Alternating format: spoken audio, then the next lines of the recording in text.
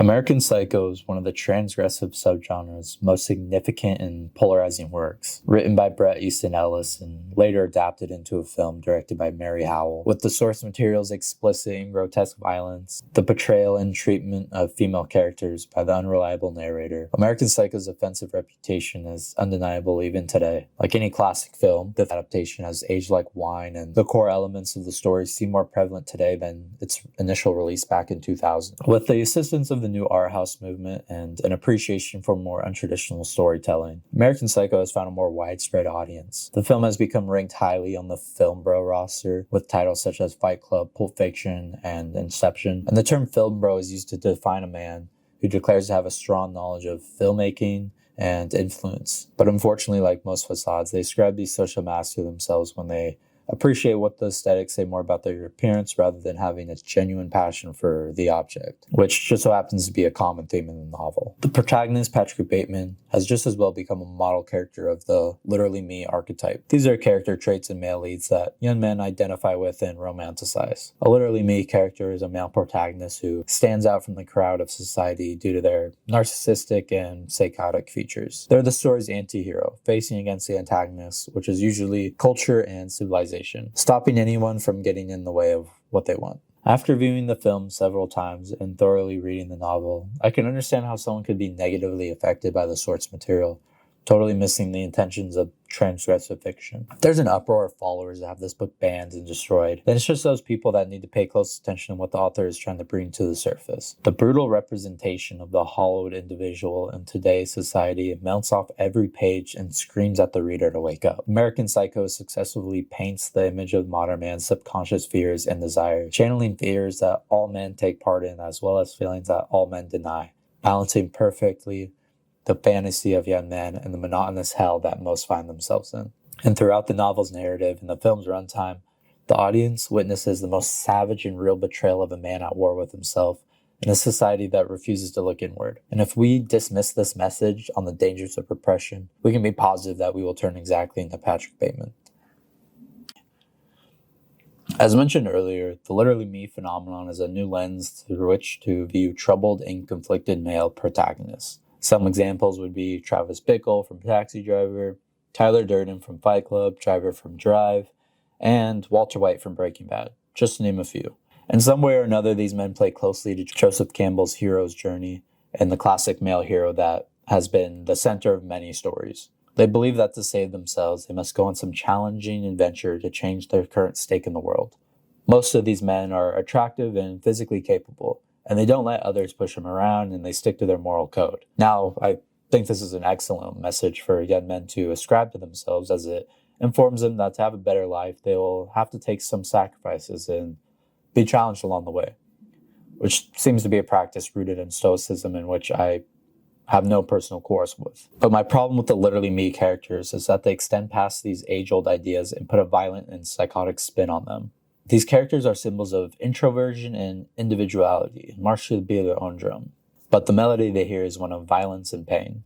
Alienated and unique from their surrounding society, they don't fit in like everyone else, whether because their views are uncommon, they suffer from unresolved trauma, or they have a particular mental illness that keeps them from acting appropriately. What men have found so compelling about these characters is that they have some sort of hero to model their negative and underdeveloped traits after. A strong man who knows what it's like to be alone, to not fit in like everyone else and says screw it and decides to build his kingdom, stopping at nothing to get to the means of what he rightfully deserves. Whether it's having brute strength that they can use to go directly into their problems, the chiseled and masculine physique that become part of their action hero silhouette, or the fearlessness when traversing through hardship. Young men have become increasingly attracted to these figures in the age of rising mental health. Today, more than ever, men are being told that to be masculine is a negative thing, that young boys should not interact in rough and tumble play, and that men should be subservient to their wives. It's no wonder that these same men have identified with the affected figure, which is fed up with the world around him and decides to live by his own accord. Since the beginning of stories, individuals have followed the footsteps of the self-sacrificing hero as a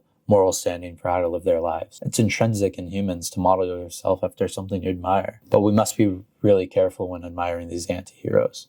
They're not meant to be guidelines toward masculinity or justification for neurotic behavior, and above all, we should learn from their mistakes to avoid similar self-destruction. The traditional masculine aspects should be applauded and applied, but we should be aware of their fatal flaw. Their antisocial and uncontrollable violent behavior. What makes these behaviors negative and unproductive is that they boil down to a lack of self-understanding control. They disregard their emotional influence on their decisions. These men can make a thin veil of confidence and composure on the surface, but when they're just slightly rattled in any way that doesn't make them feel right, they explode like the man's head Ryan Gosling stomps on in Drive, or Jared Leto getting pummeled by the narrator in Fight Club. A classic masculine archetype is aware of his emotional effects. He must be, so he's not subject to making decisions on a whim or creating an atmosphere where the people around him might be harmed by his rage.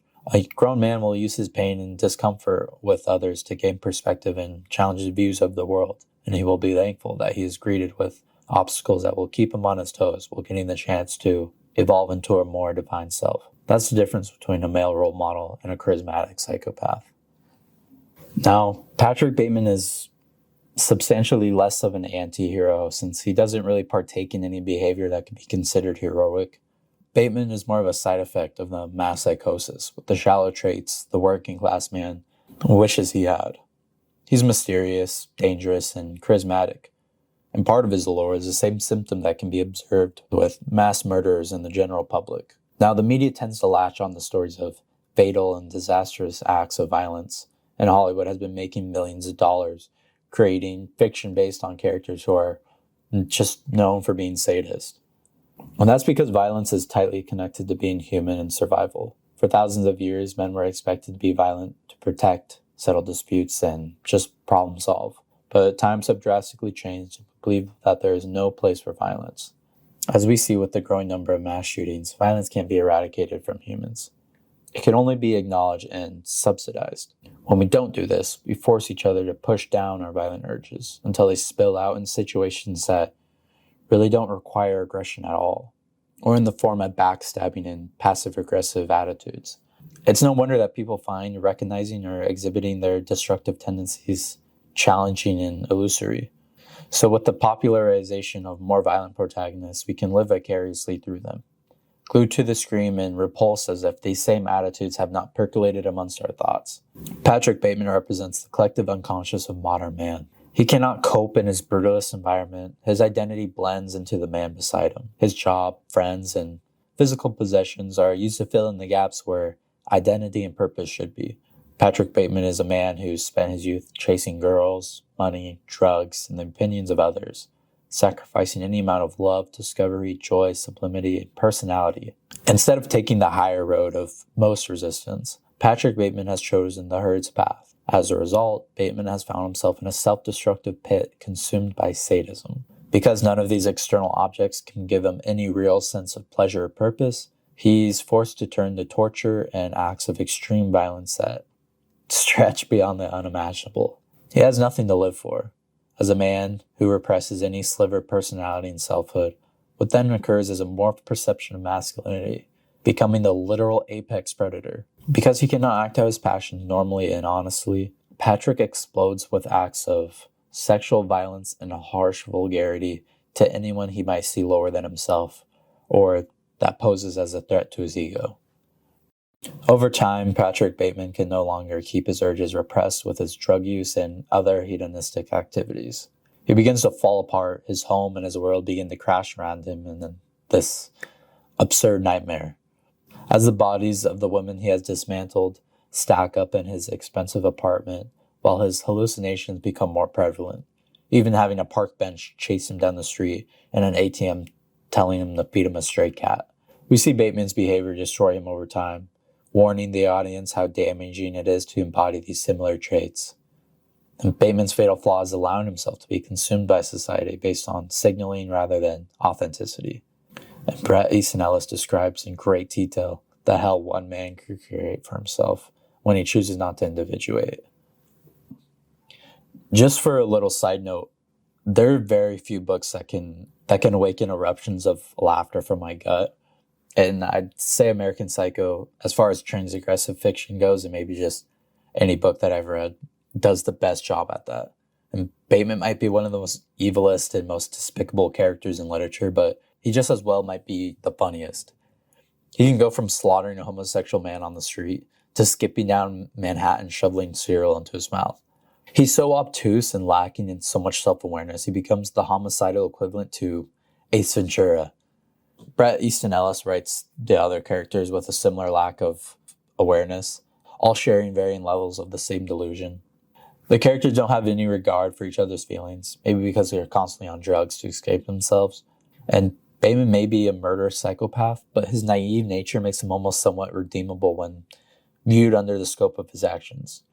Not to say that the humor makes his behavior less deplorable, but in the vein of dark comedy, it adds this very specific complexity to the violent narrative that I don't think I've ever seen.